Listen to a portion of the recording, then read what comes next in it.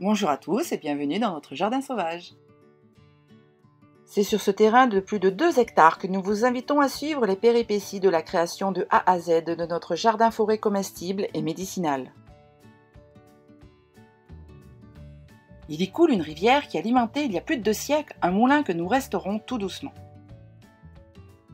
Nous cultivons actuellement un jardin sur des buts de permaculture à côté du moulin, mais nous souhaitons aller plus loin. C'est donc ici, dans cette forêt vierge, que nous allons associer nos cultures à la nature. Nous allons expérimenter ensemble le mariage de la permaculture et de la biodynamie au sein d'un écosystème sauvage.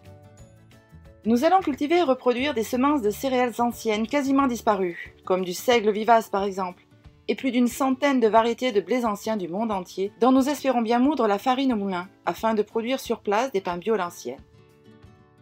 Nous produirons également des fruits et légumes anciens à partir de graines biologiques reproductibles ainsi que de nos propres sélections résistantes. Nous envisageons également la mise en place de yourtes et d'habitats écologiques autonomes afin d'accueillir des woofers du monde entier pour partager cette magnifique aventure. Nous profiterons de cet immense laboratoire vivant pour tester et développer la biodynamie au sein de nos espaces de culture.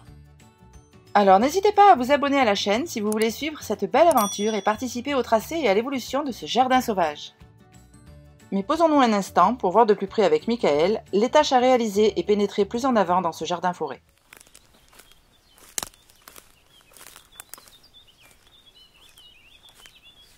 Donc voilà le chantier.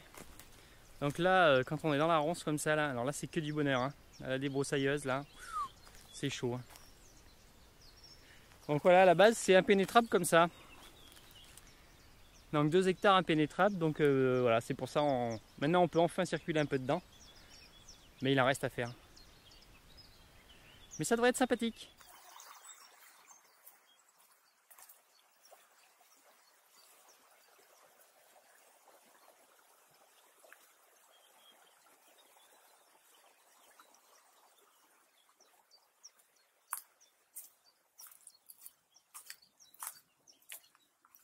Bah, on voit très bien ce qui est fait et ce qui n'est pas fait. Hein.